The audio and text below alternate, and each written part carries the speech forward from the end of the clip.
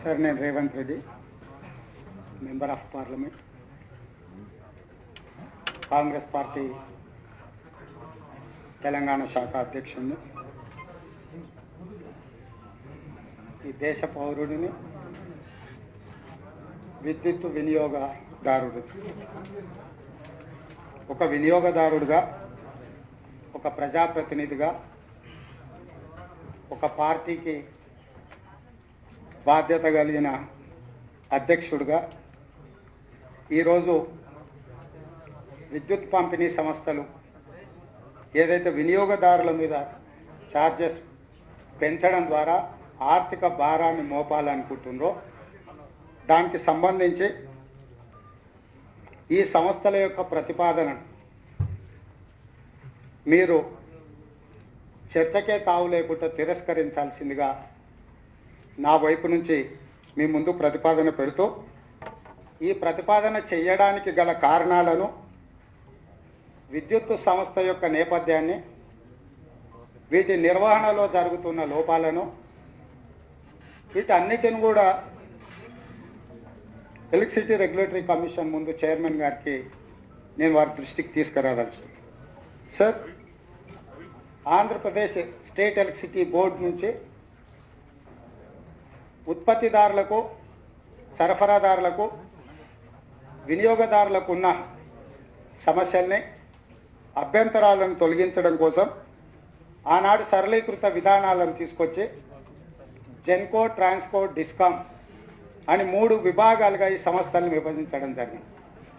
ఈ 3 విభాగాలు సరైన విధంగా పనిచేస్తున్నాయా లేవా, ఒకవేళ పని చేయకపోతే వీళ్ళకి ఇవ్వాల్సిన సలహాలు, సూచనలు, లేదా వాళ్ళు వన్ సైడెడ్గా ఏమైనా నిర్ణయాలు తీసుకున్నప్పుడు వాటిని నియంత్రించడం ద్వారా వినియోగదారుల యొక్క హక్కులను కాపాడడానికి ఈఆర్సీ అనే సంస్థను ఏర్పాటు చేయడం జరిగింది.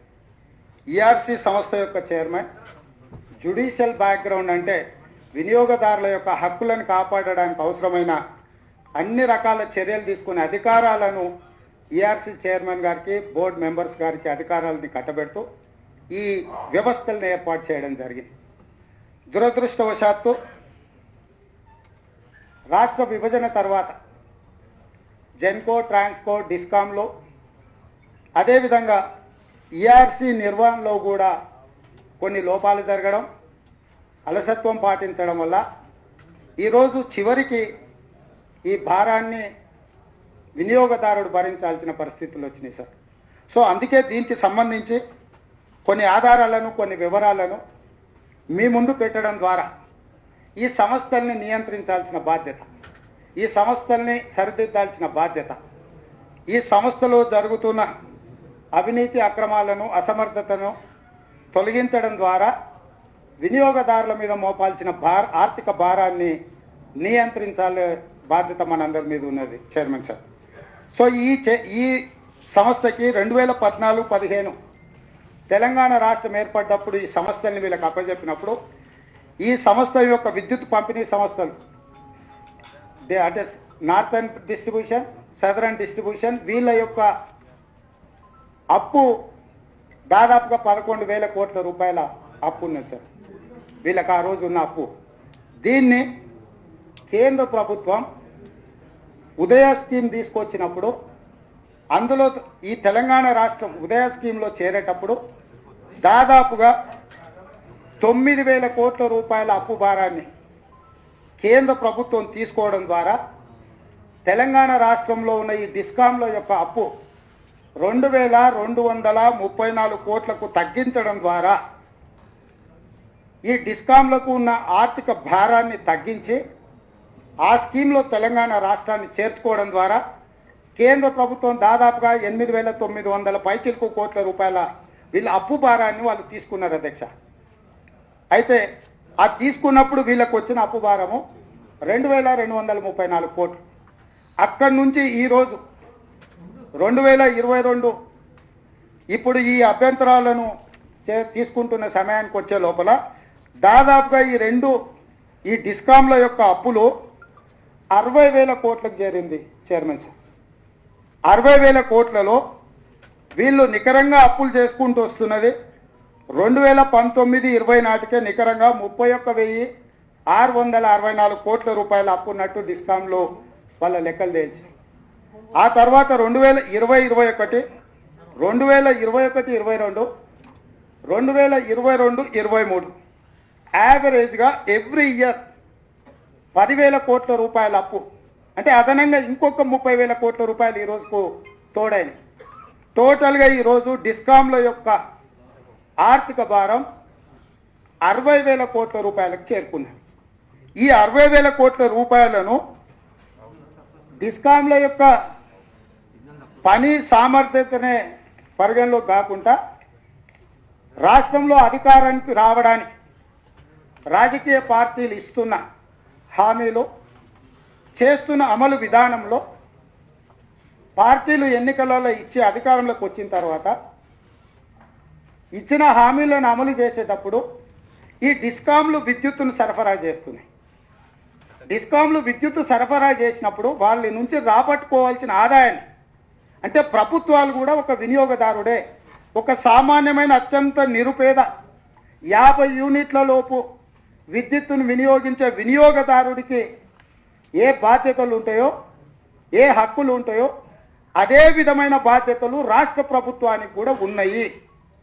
కానీ ఆ రాష్ట్ర ప్రభుత్వం నుంచి రాబట్టాల్సిన వాళ్ళు వినియోగించుకున్న విద్యుత్కు రావాల్సిన నిధులను డిస్కాంలు రాబట్టకపోవడం వల్ల ఇవాళ డిస్కాంలు కునారిల్లిపోయి డిస్కాంలు దివాలా తీసి డిస్కాంలు కుప్పగూలడానికి కారణమై ఇవాళ డిస్కాంల యొక్క ఆస్తులను మొత్తాన్ని తెగ నమ్ముకున్నా కూడా ఈ 60,000 కోట్లను చెల్లించే పరిస్థితిలో ఈ డిస్కాంలు లేవు. దీనికి కారణం రాష్ట్ర ప్రభుత్వం నుంచి రాబట్టాల్సిన బకాయిలను రాబట్టకపోవడమే. రాష్ట్ర ప్రభుత్వం ఇచ్చిన ఏవైతే హామీలు ఉన్నాయో ఈరోజు ఈ డిస్కాంలు సరఫరా చేస్తున్న విద్యుత్ వినియోగంలో 30% విద్యుత్తు రాష్ట్ర ప్రభుత్వమే వినియోగదారుడు. ఫర్ ఎగ్జాంపుల్ 100 యూనిట్లు ఈ డిస్కాంలో విద్యుత్తు సరఫరా చేస్తే ఇందులో 30 యూనిట్లు కన్జ్యూమర్ వచ్చేసి రాష్ట్ర ప్రభుత్వం. రాష్ట్ర ప్రభుత్వంలో వినియోగంలో వాడుతున్న దాంట్లో లిఫ్ట్ ఇరిగేషన్స్ అయి ఉండొచ్చు, లేదా అగ్రికల్చర్కి ఇచ్చే ఫ్రీ పవర్ అయి ఉండొచ్చు, లేదా చాలా చిన్న చిన్న వినియోగదారులు ఎస్సీ కాలనీలు కావచ్చు, బార్బర్ షాపులు కావచ్చు, లేకపోతే ఇతర చిన్న చిన్న వినియోగదారులకు రాష్ట్ర ప్రభుత్వం ఏదైతే ఉచిత విద్యుత్తుని ఇస్తా అని చెప్పిందో ఇవన్నీ కూడితే 30% విద్యుత్ వినియోగదారులు రాష్ట్ర ప్రభుత్వం. దీంట్లో ఈ రాష్ట్ర ప్రభుత్వం వీళ్ళందరూ కలిపి వినియోగిస్తున్న దాంట్లో వీళ్ళకి రావాల్సిన నిధులల్లా 16,000 కోట్ల రూపాయల సబ్సిడీ రాష్ట్ర ప్రభుత్వం నుంచి పర్ ఇయర్ రావాల్సిన అవసరం ఉంది. 16,000 crores రాష్ట్ర ప్రభుత్వం పే చేస్తున్నది 5,652 కోట్ల రూపాయలు సార్. అంటే దాదాపుగా ప్రతి సంవత్సరము డిస్కాంలకు రావాల్సిన రాష్ట్ర ప్రభుత్వం నుంచి రావాల్సిన దాదాపుగా 16,000 కోట్ల రూపాయలల్లా 5,652 కోట్ల రూపాయలు ఇస్తే 10,000 పైచిలుకు కోట్ల రూపాయలు రాష్ట్ర ప్రభుత్వం చెల్లించకపోవడం వల్ల ద బిగ్గెస్ట్ డిఫాల్టర్ వచ్చేసి రాష్ట్ర ప్రభుత్వం. ఈరోజు ఒక వినియోగదారుడు విద్యుత్ వినియోగం చేసి బిల్లు కట్టకపోతే ఆ బిల్లు చెల్లించినందుకు అతనికి ఉన్న కనెక్షన్ని కట్ చేయడం కానీ, అతని ఆస్తులు జప్తు చేయడం కానీ, లేకపోతే అతని మీద క్రిమినల్ కేసు పెట్టే అవకాశాలను డిపార్ట్మెంట్ ఈరోజు ఎక్స్ప్లోర్ చేస్తుంది. నేను అడుగుతున్నాను సార్, మీ ద్వారా వాళ్ళకి నేను చేస్తున్న విజ్ఞప్తి మీ దృష్టికి తీసుకొస్తున్నది. మీరు ఇదే విధంగా రాష్ట్ర ప్రభుత్వం మీద ఈ రకమైన నిబంధనలు మీరు అమలు చేయకపోవడం వల్ల ఈరోజు ఈ సంస్థలు దివాలా తీయడానికి కారణమైంది. ప్రతి సంవత్సరం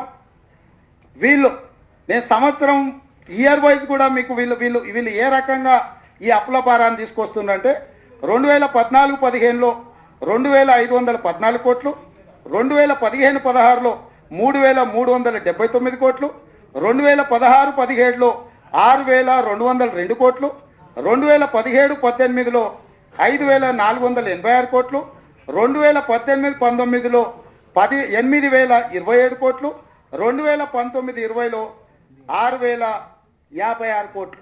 అంటే ఈ ఫైనాన్షియల్ ఇయర్స్లో 31,666 కోట్లు. 20-21, 21-22, 22-23 కమింగ్ ఫైనాన్షియల్ ఇయర్ కలిపితే 60,000 కోట్లకు చేరింది ఈరోజు వీళ్ళ ఆర్థిక భారం. ఈ 60,000 కోట్లకు చేరి వీళ్ళకి రావాల్సిన ఆదాయంలో లోటు, అంటే వీళ్ళు విద్యుత్ సంస్థలు విద్యుత్తును సరఫరా చేసిన తర్వాత రావాల్సిన ఆదాయంలో లోటు 20-21లో 8,666.76 కోట్లు, 21-22లో 10,623.84 కోట్లు, అదేవిధంగా 22-23లో 10,928 కోట్లు, 30,218.60 కోట్ల రూపాయలు వీళ్ళ మీద ఈరోజు వీళ్ళు తెచ్చుకోలేకపోయారు. ఇవన్నీ కలిపితే 60,000 కోట్లు అయినాయి. ఈ 60,000 కోట్లలో రాష్ట్ర ప్రభుత్వము అత్యధికంగా చెల్లించకపోవడం వల్ల, రాష్ట్ర ప్రభుత్వం నుంచి రాబట్టడంలో ఈ సంస్థలు విఫలం చెందడం వల్ల ఇవాళ ప్రత్యక్షంగా 6,000 పైచిలుకు కోట్లు, పరోక్షంగా 4,000 కోట్లు, 10,000 కోట్ల రూపాయలు పేద వినియోగదారుల మీద నుంచి వసూలు చేయడానికి ఈరోజు వీళ్ళు పూనుకున్నారు. దీనివల్ల ఈ పేదల నుంచి రాబట్టే దీంట్లో మీకు చిన్నగా కనిపిస్తుంది సార్, వీళ్ళు చూపించే దాంట్లో చాలా చిన్నగా చూపిస్తున్నారు. 0 నుంచి 50 మెగావాట్ల వరకు ఉన్న అంటే యూనిట్లు వాడే వాళ్లకు ప్రస్తుతం 25 రూపాయలు, వీళ్ళు పెంచడం 40 రూపాయలు పెంచుతారు. అంటే దీంట్లో ఆల్మోస్ట్ 51% ఇంక్రీజ్ అవుతుంది పర్సెంటేజ్ వైజ్. మీకు అమౌంట్స్ వైజ్ చూసినప్పుడు 25 రూపాయలు ఉన్నవి 40 రూపాయలే పెంచినామని. 2002-03 విద్యుత్ ఆందోళన జరిగినప్పుడు, కాల్పులు జరిగినప్పుడు 8% ఆ రోజు ఇంక్రీజ్ అయింది. ఆ రోజు వేలాది మంది రోడ్ల మీదకి వచ్చి కాల్పులు జరిగి మనుషులు చచ్చిపోయే పరిస్థితి ఎందుకు వచ్చింది? 8% కోసం. ఇవాళ ఇది more than 50%. Smallest of the small, lowest of the lowest consume చేసే వినియోగదారుడి మీద 50% పైగా భారాన్ని మోపి దాదాపుగా 1,80,00,000 పైన ఉన్న వినియోగదారుల మీద ఈ రకమైన పన్ను మోపాలనే ప్రయత్నం చేస్తున్నారు. అదేవిధంగా 51 యూనిట్ల నుంచి 100 యూనిట్లు ఉన్న వాళ్లకు ఈరోజు 30 రూపాయలు ఉంది, దీన్ని 70 రూపాయలకు పెంచుతారు మినిమం. సో 101 నుంచి 200 యూనిట్ల వరకు వాడే వాళ్లకు ఈరోజు 50 రూపాయలు ఉంది, దీన్ని 90 రూపాయలకు పెంచుతారు. 200 నుంచి 300 యూనిట్ల వరకు ఉన్న వాళ్ళకి 60 రూపాయలు ఉంది, దీన్ని 100 రూపాయలకు పెంచుతున్నారు. 301 నుంచి 400కు వాడే వాళ్లకు 80 రూపాయలు ఉంటే ఈరోజు దీన్ని తీసుకెళ్ళి 120 రూపాయలు. అంటే యావరేజ్గా వీళ్ళు 800 పైగా యూనిట్లు వాడే వాళ్ళకి 80 రూపాయలు ఈరోజు ఉంటే 160, అంటే 100% ఇంక్రీజ్ చేస్తుంది.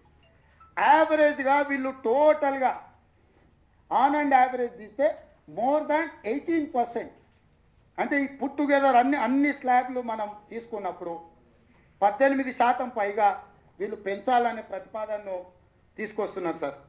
అయితే ఈరోజు నేనేం అడుగుతున్నానంటే, మీరు ఎవరికైతే విద్యుత్ సరఫరా చేస్తున్నారు, మీరు సరఫరాదారుల నుంచి రాబట్టుకోవాల్సిన బిల్లులు రాబట్టుకోకపోవడం వల్ల, మీ అసమర్థత వల్ల, మీ పొలిటికల్ బాస్లను మీరు ఇంప్రెస్ చేయడానికి ట్రై చేయడం వల్ల ఈరోజు సామాన్యమైన వినియోగదారుడి మీద అత్యధికంగా భారం పడుతుంది.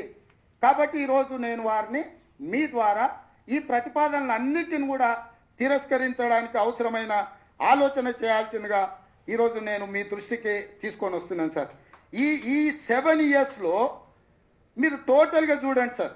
ఈ టోటల్ చూసిన దాంట్లో ఒక్కటి జెన్కో, అంటే విద్యుత్ సంస్థ, ఉత్పత్తి చేసే సంస్థ, ఈ సంస్థ కంప్లీట్గా నిర్వీర్యం చేసి ప్రైవేట్ ప్లేయర్స్తో కుమ్ముక్కైపోయి అధికారులు ఇక్కడ ఉన్న ప్లేయర్స్ అందరు కలిసి ఈ సంస్థల్ని చంపేస్తున్నారు.